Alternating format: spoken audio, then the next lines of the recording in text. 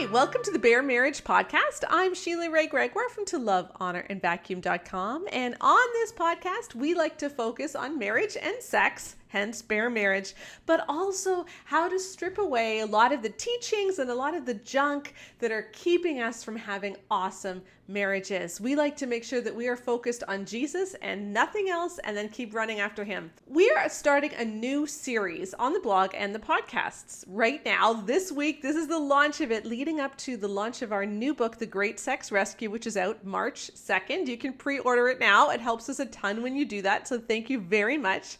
But for the Great Sex Rescue, we conducted the largest survey that has ever been done of Christian women's marital and sexual satisfaction. We talked to 20,000 women and we asked them all kinds of questions. And one of the big things we were trying to get to the bottom of is, are there certain things that are taught often in evangelical circles about sex and marriage that keep women from having great sex and marriage? So we measured all kinds of different teachings and we identified several that are really quite toxic. And those are the ones that we deconstruct in the Great Sex Rescue. For the next few weeks, we're going to spend each week looking at a different teaching and how that's affected sex. And this week, we are going to start with the gatekeeping message. The idea that boys are going to want to push your sexual boundaries. And a lot of us heard that as teenagers.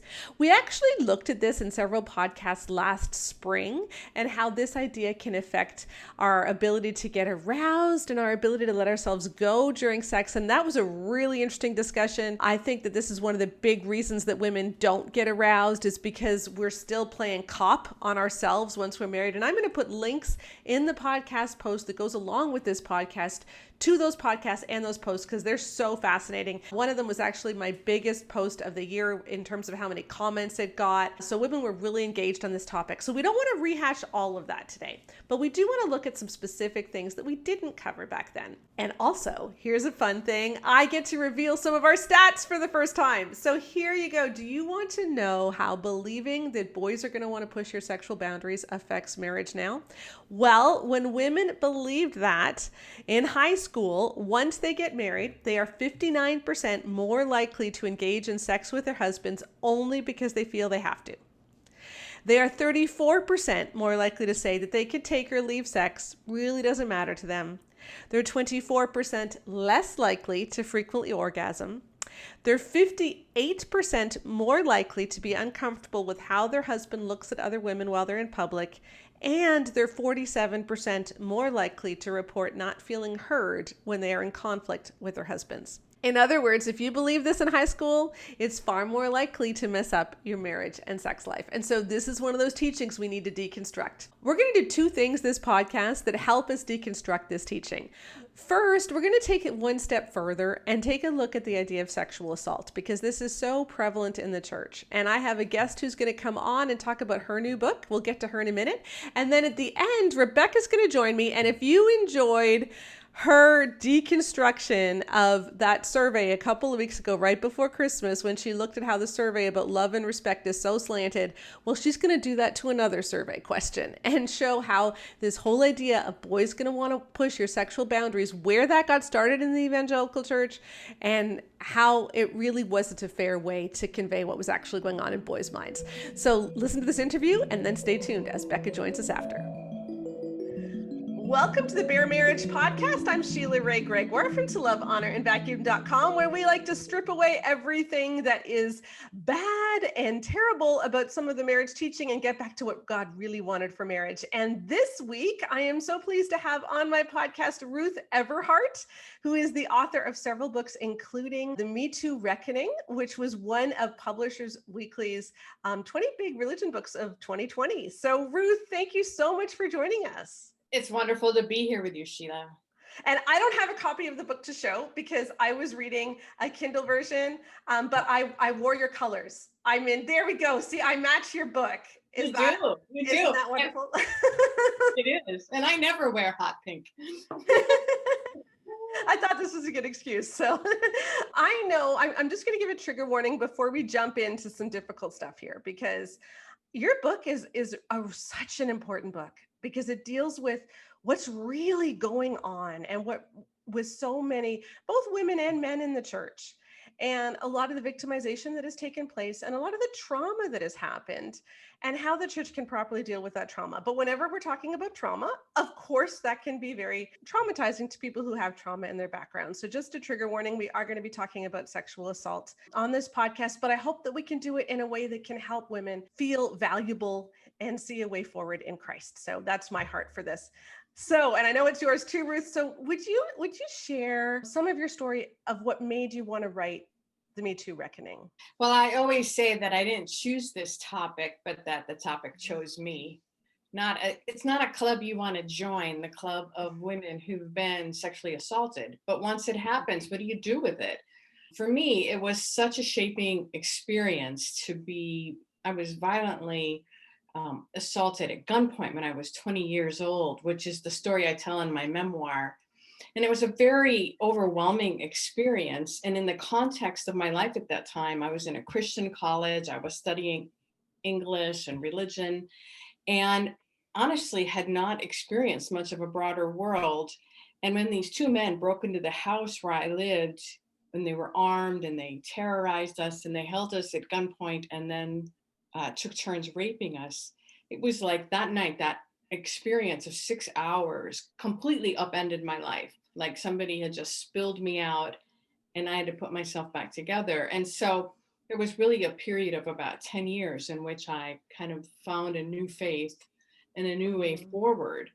And part of that kind of reconfiguration of myself ended up leading me to seminary, which was something that was verboten from where I came from. Women were not allowed to be in ministry. So I had changed a lot. I had become a different person, but I found that the experience of assault kind of followed me in my career. I went into ministry, I became an associate pastor, and my senior pastor preyed upon me. And I was shamed about that because here I'd been victimized again. And it was the kind of victimization that was harder to see. This was not rape at gunpoint. This was much more subtle, but in some ways just as damaging or even more damaging. And so after I experienced that, I just felt like to come to terms with my own story, to unearth whatever gift was in it. If our life is a gift from God, what do you do with it when it sucks? So that, that's my theological word, I suppose. So I wrote about it, and I have used it as a way to connect with other women and men who are victims, and to try to be an advocate for them and for the fact that the church has to deal differently with issues around sexuality, especially sexual abuse. And I love in your book, you tell several stories of people who have been abused in some way within the church circles, but then you root it back to stories in scripture. You look at Tamar, you look at Hagar, you look at all kinds of biblical figures to see how there's similar things that we can see. This is not a new story. This is a very old story. It's an ancient story. Yeah, but if Christ came to make all things new, then we need, and if Christ values us, if we truly are image bearers, then what we experience matters. And the church needs to understand that. So what I found so moving about, I mean, obviously what happened to you when you were 20 was absolutely horrific. And that isn't really the focus of this book. You talk about it, but it's not the focus. The focus is more what happens in the church setting. And what I found so sad, the moment when I was reading your story that I just went, oh no, was when you had actually brought this to the leaders of your church. And you were explaining to them how your senior pastor had been grooming you and how he had kissed you and it was wrong and everything. And how all of them dismissed it or just wanted you to see it as something that wasn't that bad and just get over it. And that's what we so often hear. I think that's what the Me Too movement began in response to, is the fact that it's so ordinary for women to be assaulted in major and minor ways that we've almost lost the ability to see it. And I think that when women start to tell their stories and other people start to understand the enormity of these experiences, then there is a sense that people will wake up and start listening. At least that's the hope. I know that back when I told the personnel committee at church what had happened, there was an immediate circling of the wagons. He had a lot more power than I did. He knew a lot more people than I did. And the immediate assumption was that he was a good and honorable man and that I was Mm-hmm. simply wrong and that I Mm-hmm. needed to shut up. Mm-hmm. And I felt completely silenced, which is one of the reasons that when I tell that story, I use the story of Tamar, because when Mm-hmm. she was raped by her brother Amnon, Absalom says to her, "Oh, my sister, do not take it to heart. Do not Yeah. speak about this." He completely silences her, and we don't hear from her again in scripture. And I mean, I'm so grateful that we're given Tamar's story, because in that story in scripture, we see all these same dynamics that I experienced, which Mm-hmm. is why I kind of wanted to weave the stories together so we could say, it's not just, oh, this happened to Ruth. It's Mm-hmm. it's like this happens to a lot of women. And this is the dynamic that happens. And this is how the church interacts with that. And this is how we can change then and Mm-hmm. to bring Jesus into the picture. Yeah. I think maybe what some people don't always understand either is they'll look at someone's story and they'll say, "Well, that really wasn't that bad. You're making too much out of it." And yet you were someone who went through something that was absolutely as horrific as it could be. And then you went through something which a lot of people would say, "Well, so we gave you a bunch of gifts. So we tried to kiss you." I mean, that's not that traumatic. But the point really isn't what happened to you. The point is the way they are seeing you, and the way that they are dismissing who you are as a person and seeing that they're just trying to use you. I mean, that's the point. It's not the actual actions, it's how they're treating you. Right. Sexual abuse is always the abuse of power, and that power is Mhm. manifests in different ways. When two men who with guns broke into my home, their power was their weapons and Mhm. their threat over our life. When I was abused by the senior pastor, the power wasn't a gun. So yeah, it's not as obvious and it doesn't seem as bad. Mhm. But the power he had over me was more subtle and in a way more damaging, because he had power over my career, he had power over my vocation, over my financial future, over my ability to thrive in ministry, which was something that I had given my whole heart. So Mhm. he really derailed a big portion of my life. And I had just spent 10 years putting my life back together after the last one. So, yeah, I think this kind of I always say you can't compare trauma. I mean, it's Mhm. not an Mhm. Olympics, and women write to me all the time and tell me their stories. And they'll say, well, it wasn't so bad because, Mhm. and then Mhm. they'll give a reason. Every therapist will tell you that that's not a helpful way to talk about your own story, your own pain, because it's not like there's a scale and we're going to assign points. Yeah. But I think we can look at how the event affected us going forward, what we made of it. It's not just what happened to us, it's what we make of what happens to us. And unfortunately, if we're surrounded by lousy theology, we can make some really bad things out of what happened to us. Like we can say, oh, that means I wasn't worthy. Oh, it means that I'm impure. Oh, it means that I'm Mhm. less than. I think it was Melissa's story in particular where that idea that I am less than because I'm not a virgin anymore, and a lot of those purity culture messages. We explored that in last week's podcast with Rachel Joy Welcher about talking back to purity culture, but a lot of that is in your book too, and how that can impact victims of sexual assault. So I want to talk about one of your stories and take us on a little bit of a rabbit trail and where that took me. But I believe her name was Stephanie. I may have that wrong, but I believe her name was Stephanie, and her church had a soup kitchen feeding program associated with it. And one of the people who had been coming to that feeding program started stalking her. So she had to get the church to remove this man when he was found in the church when she was alone. And that was done, and that was great. But what she realized was that the head volunteer in the soup kitchen, had been making all kinds of sexist jokes and setting this stage where that kind of an attitude towards women was acceptable. And so it's like this poor guy who probably had mental health issues, and he was just kind of going along with what this volunteer had been saying was okay to do. And eventually they had to take away that volunteer. But as I got thinking about that, I thought about all the times in my church history and in my girls' church history when we as women put up with really creepy stuff in youth group, in ministry, whatever, because we feel like, well, the gospel's at stake. I'm already a Christian. I'm already saved. This person isn't saved. And so I need to put up with something feeling not safe because it's more important for this person to be saved than for me to be safe. Wow, that's quite a soundbite right there. It's more important for this person to be saved than for me to feel safe. Mm-hmm. Let's just look at that. I mean, theologically, how important is my safety? If I'm an image bearer of God, or if you're an image bearer of God, and you feel unsafe, how seriously should we take that? Mm-hmm. What value should we ascribe to that? That would seem to me to be a high value. I mean, if we were talking about my daughter or your daughter, Mm-hmm. which, it's easier to be an advocate for someone else sometimes than for yourself. So think about it in terms of a woman you love, a best friend, a sister, a daughter.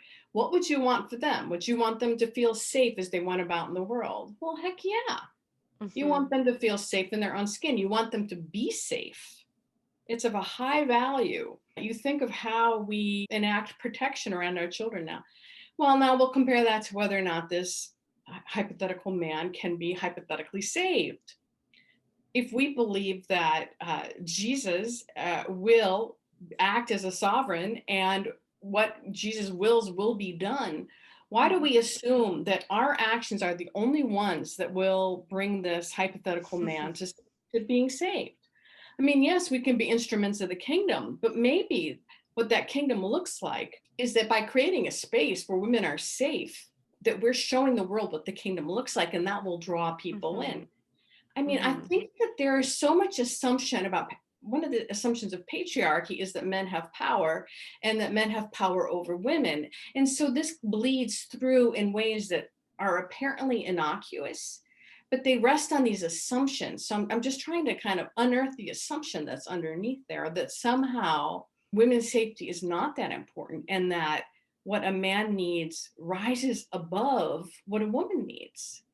There's this kind of assumption that women are in relationships with men like fix-it projects, that women are supposed to fix the men that God puts in their path. Like that's what it means to nurture. That's a very flawed idea. It leads to a lot of damage and trauma in all kinds of relationships. And I'm sure you talk about this all the time because you're always dealing with relationships. And these assumptions that women fix men. Oh, stop and think about that. No, that's not acceptable. I remember when I was I'm gonna say 20 years old, 19, 20. I was on a short-term missions trip in the summer, and I went to Tunisia, North Africa. I was on a group of maybe 8 people, and there were 3 or 4 women and a couple of men, and we went on public transit quite a bit. I was a 20-year-old blonde, relatively attractive woman. And when we were on public transit, which was very crowded, all of these men would literally put their hands under my shirt. They would grab me. They would have their hands all over between my legs everywhere. And we were so crowded in, I couldn't tell who it was. And when I would tell the men on the team that this was happening to me, the attitude that they gave was that this was just part of what I had to put up with as a missionary in North Africa. And it was as if they didn't want to give any credence to it, because to do so would be to say, well, these other women aren't pretty, because they kept saying, well, that's not happening to me. And so I learned that I couldn't speak up about it. And it really affected me after I came home for a few months. If there was any man walking towards me on the sidewalk, I had to walk on the other side of the road. Like, it took a while. And they would keep wanting to go out and do ministry in cafes at night and talk. And I never wanted to go, because as soon as I went, everybody would try to touch me. But it was that attitude that, well, we're on a missions trip and this is the price of being on the missions trip. And I had to think through that. That was a difficult thing to think through. And I wrestled with that. Do I need to consent to sexual assault to serve God? And what's your answer to that question now? Yeah, now it would be definitely no, but I'll tell you, I wouldn't have said no maybe 15 years ago. Like it took me a while to get to that point, because you feel like, well, their salvation is the most important thing. And what I've realized, I think, is that the kingdom of God is so much more than just one person's salvation. The kingdom of God is about justice, and it's about love, and it's about serving one another, and bringing the kingdom of God to earth is not just about getting people to say a prayer. It's about changing the way we relate to each other. And so if we put up with injustice against image bearers of God, then we're not bringing the kingdom of God anywhere. Well, that's all beautifully said. And all I can say is amen. Preach it. Yeah. That's absolutely right. And I'm glad you came to that place. And I'm really grieved that it was so difficult and took so long for you to kind of shed whatever layers were on top of that before you could get there. And I think whatever it was that you had to shed, that's exactly what the church needs to strip away. These notions that are cultural, that somehow confuse sexual assault with attractiveness. Remember in 2016 when those tapes surfaced and there was the comment, oh, she's too ugly to rape. Yeah. It's so completely wrong to confuse Hmm. sexual assault with attraction, that somehow this is and then you No, said it better than I did. Yeah. yeah, it is just a power thing. And I know that I didn't speak up enough as a mom about this either. So here's to all the moms out there listening. My girls, when they went to youth group, especially my oldest daughter, like Rebecca would tell you, there were times when there were certain guys at the youth group and she had to tell other guys, you cannot leave me alone in a room with him. Like, just the vibes they were getting from this guy was just so bad. And that shouldn't be okay in a youth group situation, that the girls in the youth group don't feel safe. And yet the message that we're given is, oh, but isn't this great that these guys are coming into the church and they're hearing the gospel? And our girls matter too. Yeah, at the expense of our daughter's safety. No, that's not Mhm. all right. Yeah. Although, of course, what we also know is that a lot of the assault that happens in church is not from these other guys, but from the youth pastors themselves. And that's what even though my daughter felt scared by some of these guys, the incidents of sexual assault in youth groups that we know of personally were not from these marginal boys. It was actually from youth pastors. Well, and you And, mentioned we started this with talking about Stephanie's story in the soup kitchen, right? And the whole mhm, reason that the way that story is structured is to show that what she was afraid of was this homeless man who mhm, in many ways was also himself a victim, but he was getting the go-ahead from mhm, the church volunteer who had mhm, considerable power and authority in the situation. And when I tell that story, I'm trying to show how systemic abuse is within church context often. That there mhm, is the go-ahead from the person on the top that it's okay to trample on other people's boundaries, that they are less worthy, and so we can treat them poorly, and that women somehow exist for the pleasure of men. Yeah, you're right that there are the assaults are often not from some outsider, they're from the person within who is in a position of power. mhm. So before we move on to the next thing, I was wondering if you could share with us a story that you've heard of a church that handled this well. Well, I think recently I've been heartened. A church here, I'm in the Washington, D.C. area, I'm a Presbyterian pastor. And there was a church near me that had an account of a youth pastor who had what you could call a relationship with a 16-year-old girl, which of course is actually meaning that he raped her, Yes. because that's legally what it is. Mhm, And they dealt with it correctly. They called in law enforcement. They didn't do it perfectly, but they did it correctly. And they are trying real hard. They have had a lot of conversations in their church. They are mandating some training for every staff member and so on. But even more, I mean, I think you can mandate all the training you want, and it's important. But what has to happen is there has to be a cultural shift mhm, where people start to realize that valuing women and girls is part of being a faith community.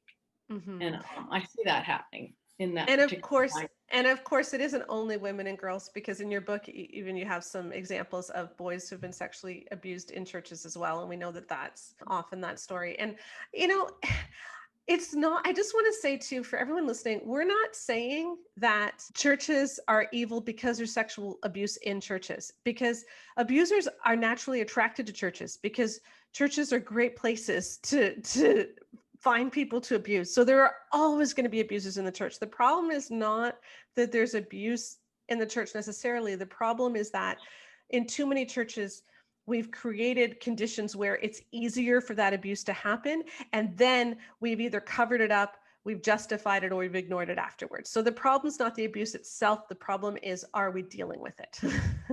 Yes. Are we doing what we need to prevent it? And then when Mhm. it does happen, how do we respond? Yeah.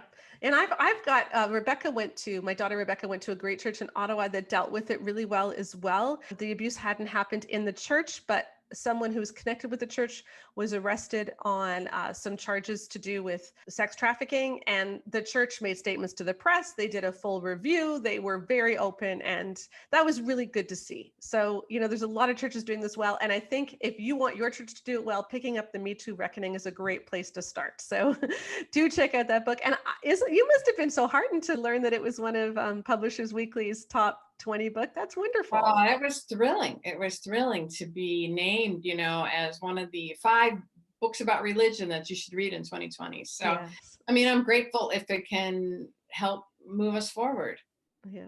Excellent. Well, okay. I always also have a segment where I like to talk about new research. And so I would love to ask you your take on this and how the church can properly respond. So I want to read to you something. This is from the Journal of Internal Medicine. Okay. And what they were looking at was the percentage of women whose first experience with sexual intercourse is rape. And what they found was that 6.5% of women reported that their first experience was indeed rape, that the age, if your first experience is rape, then your first experience of sex is about a year and a half younger. So it's 15.6 years of age instead of 17.4.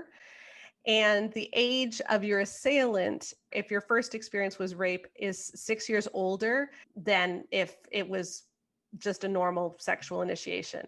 And then it talks about all the different things that are far more likely to happen if your first experience was rape. And obviously, we would expect abortion and unwanted first pregnancy, but there's also things like endometriosis and pelvic inflammatory disease and migraines and poor health and all those other things because the body keeps the score. So how can the church better respond to this? Because 6.5% is a lot of women. That means in an average church, if you've got 200 people, 100 women, that means that, around 7 women, that's going to be their first experience. And that means that there's many more who will have been raped as well, just not necessarily for their first experience.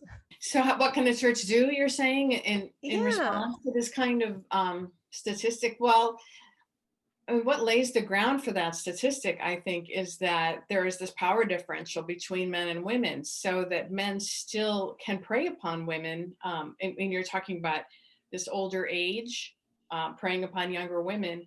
And so I think the message has to be that that's not acceptable, and that's not the role that women are supposed to play, as being somehow less than men, and to help women kind of claim their agency, their ability to make choices that matter about their life. And I don't think we give women and girls, and even perhaps boys, the message about pushing back against authority.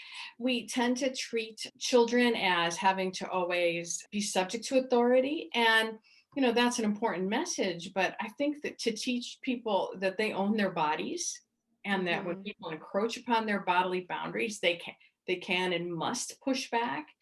I think that's a message that hopefully we're starting to teach Mm-hmm. more. I know that my own daughters, I could have done a better job than what I did. I tried, and I hope that we will continue to just get better at that message. Yeah, I could have done such a better job with Rebecca and Katie too.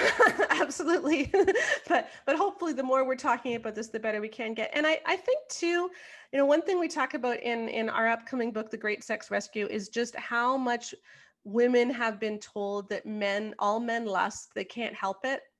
And so it's up to you to stop them. And that placing the blame for men's sin on women and girls, I think just Yes. enables a rape culture too. That women are responsible for the male gaze, that women are Mm-hmm. responsible for what men do. And that is so deeply held in all those Mm-hmm. beliefs.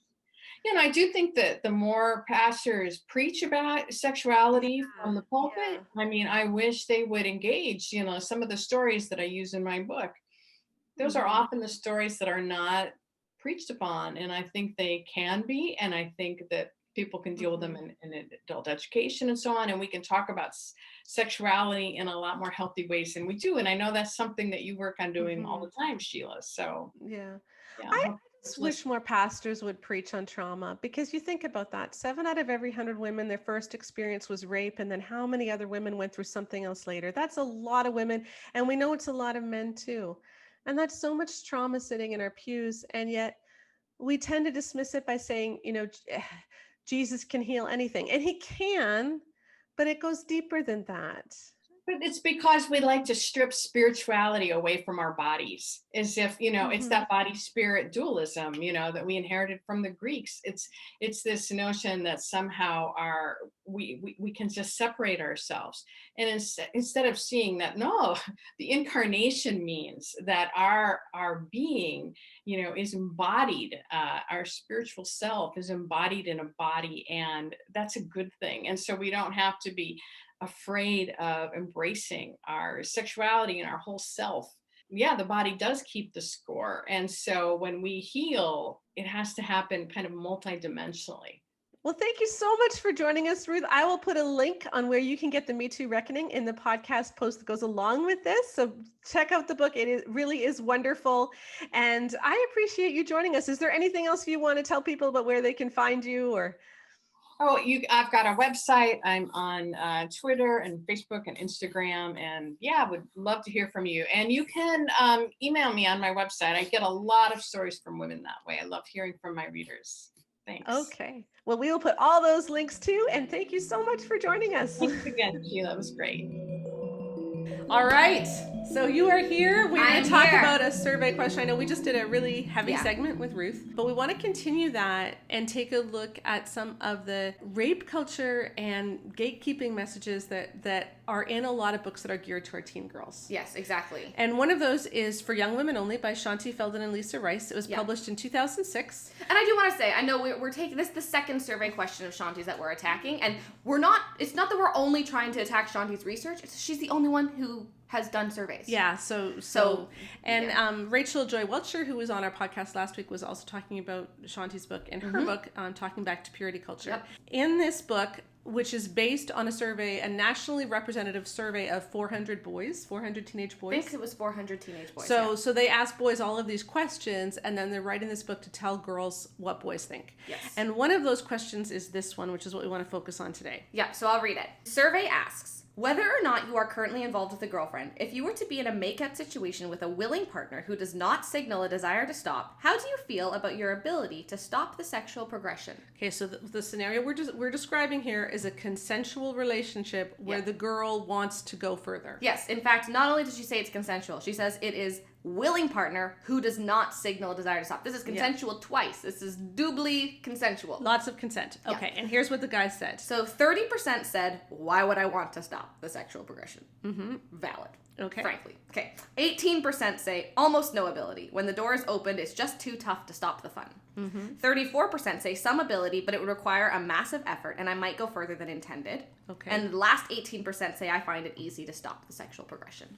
Okay, so from those numbers, here's her conclusion. She adds up the first 3 categories and comes to the conclusion that 82% of guys report serious difficulties in bringing things to a halt in a makeout session, or no desire to halt things at all! ! Emphasis hers. And her headings in this section are that guys have little ability to stop and little responsibility. So that's what she's emphasizing. So she takes this consensual question, and her conclusions are boys have little ability or little responsibility to stop sex when they're making out. Okay. Now, what would happen if we took those numbers and added them up in a different way? Yes. See, this is how I would actually add these numbers up. Okay. Right? So the question that she's asking is, how do you feel about your ability to stop the sexual progression? So what's the logical breaking point there? People who stopped it and people who didn't. Yeah, people who have ability and people who don't have ability. So very clearly, the first two, they pretty clearly go in the no ability. So 48% of boys had no ability, but that leaves 52% of non-Christian boys necessarily in a consensual, in a doubly consensual make-out situation. Shanti has taken their hot girlfriends, made them aroused and willing, and been like, your girlfriend's saying, take me, what do you do? And 52% of boys still say they don't. Yeah, that they have an ability 52% to stop. of boys, 34% say some ability, but it would require a massive effort and I might go further than intended, but that's not sex. Yeah. They say they have some ability to stop. Yeah. Mm-hmm. And 18% say, I'd just stop it. Yeah. So 52% of boys, even when they're in a consensual sexual encounter with a girlfriend, this isn't even just a random girl. This is someone who, in the non-Christian sphere, you would have a realistic expectation of sex. Yeah. 52% still wouldn't. But that's not the way she portrayed But that's not the way she says it. So the way that she combined things, it's like saying you had this one like... Yeah, I said that, like, it would be like if we took a survey of all men and their sexual experiences, and we said 95% of men by their 60th birthday will have had sex, even if by force. Yeah, that gives a very different feel, doesn't it? Like It does. Whereas if we split it up the other way, where who are rapists and who aren't, find the vast majority of men not rapists. Yes. You know? But when you combine things that shouldn't be combined, then you give a false impression of what's really going on. Yeah, we misrepresent the data. Yeah. You know, because her question was not about, do you find it hard to stop?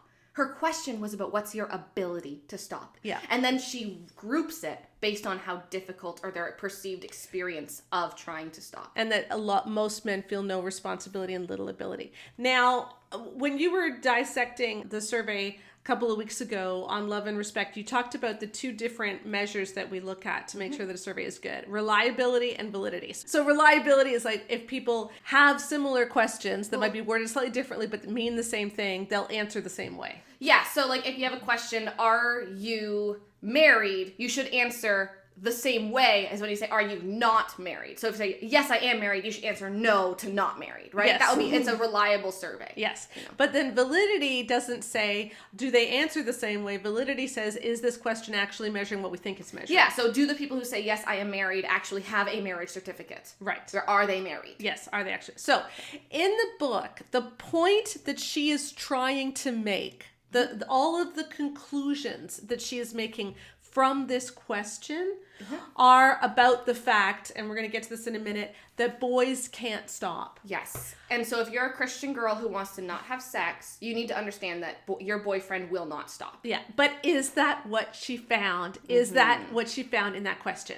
Because she did not ask if the girl said no. So she didn't. Exactly. So first of all, the first problem with validity is that this is the wrong group. Yeah. Because we're talking about Christian guys. This would be like if you were measuring a depression inventory on people who were not depressed to try to see how good it was at measuring depression symptoms. Yeah. Right? You might get a reliable answer, but you're not actually measuring depression symptoms. They don't have any depression symptoms. Yeah, because if we're trying to ask how Christian girls, what they're going to face in a dating relationship where they're most likely dating Christian guys. And so Christian guys are hopefully going to see this in a different light. And in fact, you know what? She did. She actually did some interviews with Christian guys. And you know what? She said that they saw differences in a couple key areas between guys who identified themselves as Christians and who attended church weekly and those who didn't.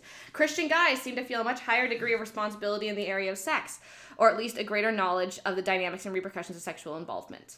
Okay, so she found the Christian guys are different, but she didn't change her numbers, and this was like way further down. So the main thing she's emphasizing is this 82% of guys have little responsibility or little ability to stop, when that, again, is that really what she found? So she's asking the wrong group. She's not asking Christians. I mean, it's valid. It's totally valid to say to girls, you know what? If you date a non-Christian, they're not going to see sex in the same way. That's a valid thing to say, but that's not what she's saying. Yeah, especially if you emphasize, like, you know what? If she had taken that question and said, listen, girls, you know, if you want to have a sexual ethic that is, you know, the typical Christian sexual ethic, you want to save sex until marriage, or you don't want to be promiscuous in high school, or like all these different things, you know, you just got to recognize that a lot of guys, they really like sex. You really like sex. Everyone really likes sex. Yep. So have the conversation ahead of time, because if you have a conversation about boundaries and you're very good at communicating and you're with a healthy person who respects your no, you won't go past your boundaries. Yeah. So you know, she doesn't say that. Instead, she says 82% of guys have little ability and little responsibility to stop. So first of all, wrong cohort. Here's the other problem with validity. Yeah.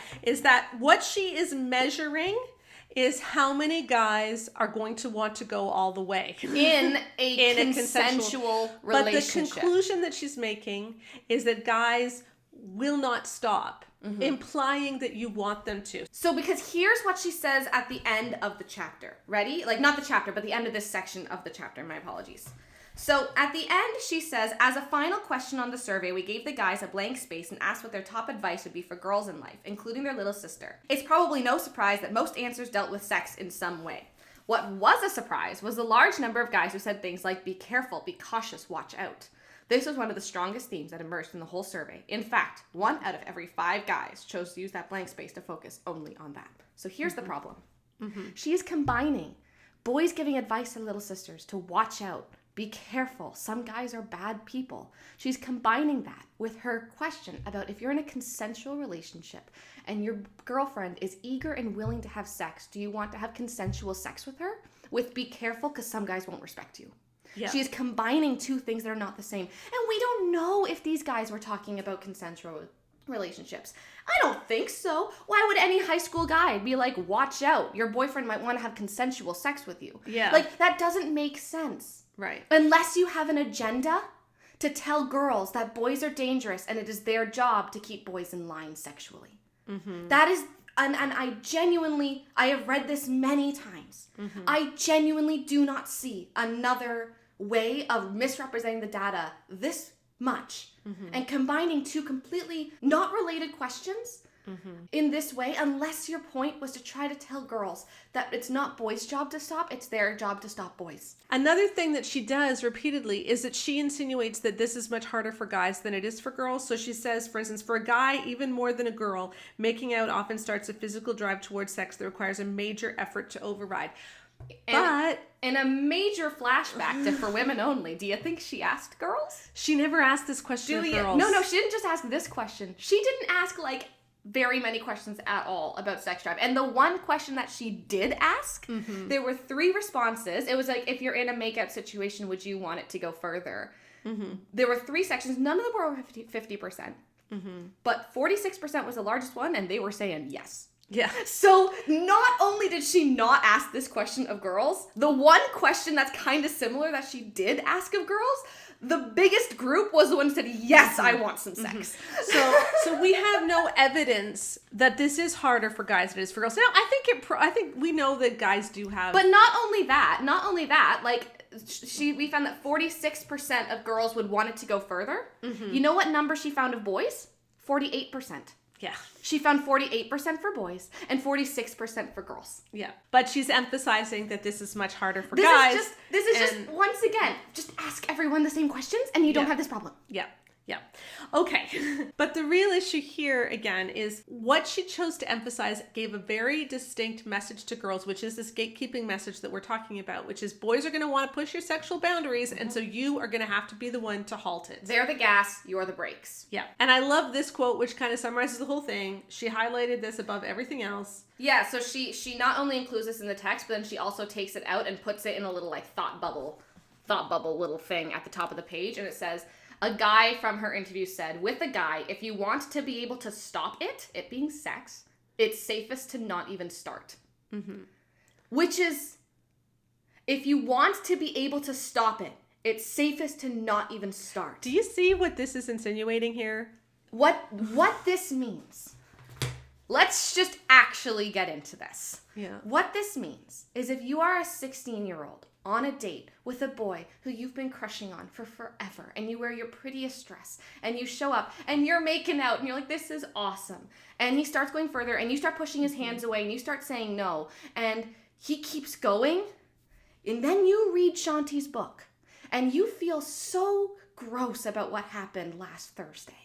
You know, and you read Shanti's book, and you hear Shanti, a Christian teacher, emphasizing with a guy, if you want to be able to stop it, it's safest to not even start.